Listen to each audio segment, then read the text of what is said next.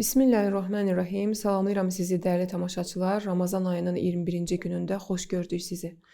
Bugün həm də Həzrət Əli əleyhissalamın şəhadət gününə təsadüf edir. Və bu şəhadət münasibəti ilə başda İmam Zaman olmaqla bütün İslam ümmətinə, Həzrət Əli əleyhissalamı sevənlərə və ədalətsevərlərə başsağlığı verirəm.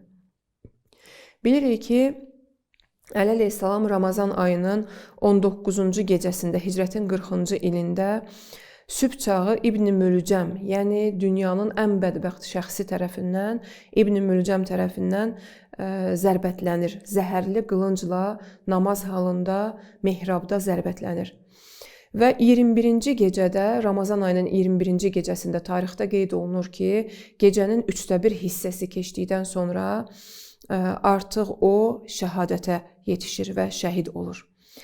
Əli əleyhissalam 63 yaşına qədər ömür sürür, yəni 63 il ömür sürür. Tarixdə bəzi faktlar var ki, istəyirəm bugün məhz Həzrət Əli əleyhissalamın şəhadətinə təsadüf etdiyi üçün bu faktları sizə qeyd edim inşallah və vaxtımız yetişməsə, gələn dəfə də Həzrət Əli əleyhissalamın barəsində danışaq inşallah.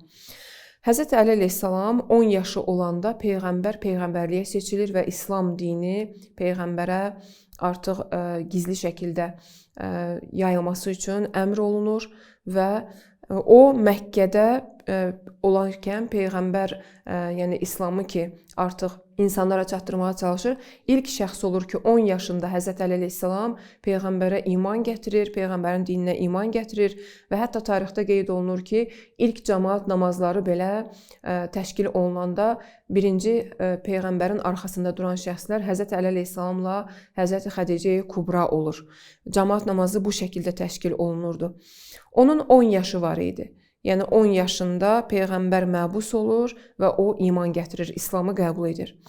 Və 13 il Məkkədə peyğəmbərlə çiyin-çiyinə mübarizə aparır, yəni 23 yaşına qədər Məkkədə peyğəmbərlə olur və İslamın gizli və aşkar şəkildə zahir olması ilə, zühur etməsi ilə o peyğəmbərlə bərabər olur, peyğəmbərin yanında olur hər zaman. Və daha sonra hicrət məsələsi irəli gəlir. Onlar hicrət edirlər Mədinəyə və hicrət zamanında da o peyğəmbərin yanında olur. Hətta bilirsiniz ki, peyğəmbərin yatağında, peyğəmbəri qətlə yetirmək istəyəndə peyğəmbərin yatağında yatan şəxs məhz Həzrət Əli əleyhissalam olur. Yəni öz canını onun yolunda fəda etməyə belə hazır olur. 10 il Mədinədə peyğəmbərlə bərabər olur hicrətdən sonra. Hicrətdən sonra 10 il peyğəmbərlə bərabər Mədinədə o ömür sürür və peyğəmbərin xidmətində olur, İslamın xidmətində olur. 10 il keçdikdən sonra, yəni 33 yaşı olanda Həzrət Əli əleyhissalamın peyğəmbər vəfat edir, yəni peyğəmbərin rehləti məsələsi baş verir. Və ondan sonra da peyğəmbərin, yəni rehlətindən sonra 30 il ömür sürür. Və bu 30 il onun üçün ən çətin günlər olur. Niyə görə? Çünki peyğəmbərin həyatdan köçməsi ilə peyğəmbərin vəsiyyətinə əməl olunmur. Həzrət Əli əleyhissalam xilafətə yetişmir və hakimiyyətə yetişmədiyi üçün onun haqqı qəsb olunur və Əli əleyhissalam bütün bu gördüyü şeylərə səbr etməli olur və Həzrət yəni xanım Fatimə Zəhranın şəhadəti məsələsi, mübarizələri, onların məzlum olması, bunlar hamısı tarixdə qeyd olunub. Əli əleyhissalam üçün ən çətin günlər olur. Və Həzrət Əli əleyhissalam 2 il 4 ay Əbu Bəkrin xilafəti dönəmində yaşamalı olur və ondan sonra 11 il 2-ci xəlifənin xilafəti dövründə, Ömərin xilafəti dövründə yaşayır və daha sonra 12 il Osmanın xilafəti dövrünü görür. Yəni bu 3 xəlifənin dövründə Həzrət Əli əleyhissalam kənardan bir tarixi bir izləyici olur və çox şeylər görür. Sözsüz ki, daha önəmli məsələ bu idi ki, Həzrət Əli əleyhissalam xilafətə gəlməli idi, amma ondan öncə bu 3 xəlifə olurlar və o kənardan izləməli olur bu hadisələri. Və özü 5 il öz xilafəti dövrü olur. Bu 3 xəlifədən sonra Həzrət Əli əleyhissalamın hakimiyyəti dövrü olur ki, 5 il öz xilafəti dövrü olur. Bu xilafət dönəmində də o bacardığı mübarizələri aparır, bacardığı xidmətləri insanlara göstərir. Təəssüflər olsun ki, tarixə də baxdığımız zaman görürük ki, bu 5 il müddətində onun ən çox mübarizəsi münafiqlərlə olur, yəni nifaq əhli ilə. zahirdə müsəlman görsənib, batində heç bir imanı olmayan münafiqlərlə mübarizə aparmalı olur. Hətta elə bir həddə ki, tarixdə qeyd olunur ki, bəzi məqamlarda Həzrət Əli əleyhissalamı Allahdan özü üçün ölüm istəyir. O qədər yəni xəyanətlər, o qədər zərbələr görür ki, bu xain şəxslər tərəfindən, münafiqlər tərəfindən bəzi vaxtlarda o peyğəmbərlə dərdləşirdi və özünə Allahdan ölüm istəyirdi, tezliklə peyğəmbərə qovuşmaq istəyirdi. Və İbn Mülcəmin Əli əleyhissalamla şəhadətindən öncə xəbər verməsi məsələsi var. Yəni Həzrət Əli əleyhissalam özü şəhadətə yetməzdən öncə bir neçə dəfə minbərdən öz səhabələrinə dünyanın ən bədbəxt şəxsi tərəfindən şəhadətə yetişəcəyini qeyd edir və İbn Mülcəm barəsində xəbər vermişdi öncədən. Hətta bir gün o Ramazanda ki, şəhadətə yetməli idi, son Ramazan ayında minbərdə belə vurğulayır öz səhabələrinə. Deyir ki, bu il siz həccə gedəcəksiniz və mən sizin aranızda olmayacağam.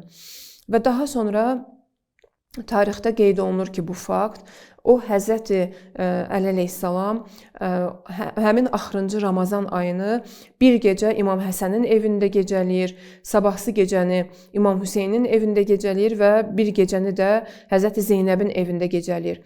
Məhz onun şəhadətə yetişəcəyi gecə, zərbət aldığı gecə, son gecə ki, məscidə getməli idi sübh namazı üçün və o gecəni o məhz xanım Zeynəbin evində qonaq olur. Xanım Zeynəb də bildiyimiz kimi onun öz qardaşı övladı Abdullahla evli olur. Abdullah ibn Cəfərin xanımı olur. Və Abdullah ibn Cəfər onun qardaşı Cəfərin övladı idi, adından da bəlli olduğu kimi.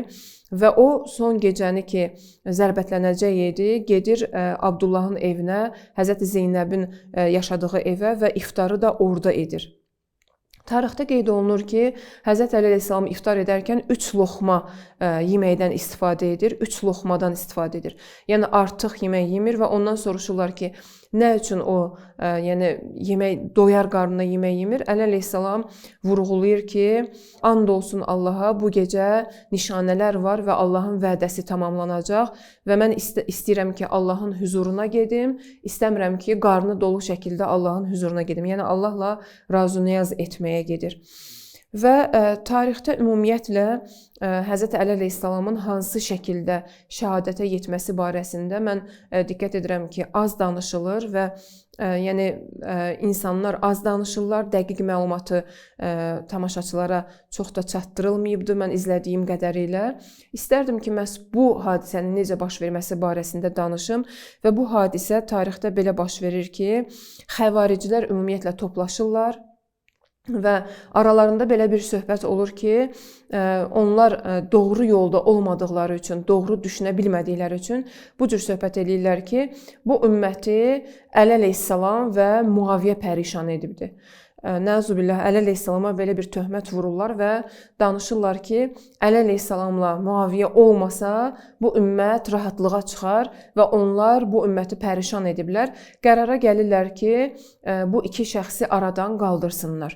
Mən istəyirəm ki, digər tarixi faktları inşallah ki, gələn gündə sizə qeyd edim. Ramazan ayının 22-ci günündə Allah ömür versə inşallah ki, tarixi hadisələri istəyirəm sizə təqdim edim və düşünürəm ki, sizin üçün də maraqlı olar. Həzrətin şəhadətə yetişmə tərzi nə cür olub, necə baş veribdir. Bu barədə inşallah ki, istəyirəm sizə gələn gündə çatdırım. Allah ömür versə və bu gündə Həzrətin şəhadəti günündə Allahdan dilirəm ki, inşallah ki, biz Həzrət Əli əleyhissalamın yolun gedənlərdən olaq, ədalət yolunu gedənlərdən olaq inşallah. Çünki Həzrət Əli əleyhissalam natiqi Qur'an idi, ədalətin özü idi və ədaləti Ramazan ayının 21-ci günündə məhv etdilər. O yüzden də Allahdan dilirəm ki, biz də agah şəxslərdən olaq, özümüzü düz yolda hesab edib, Əli əleyhissalamın yoluna xilaf çıxan şəxslərdən olmayaq inşallah və Həzrətin həqiqi davamçılarından olaq. Bu günlərdə bizi də dualarınızda unutmayın inşallah. Sizi Allaha əmanət edirəm. Sağ olun, salamat qalın.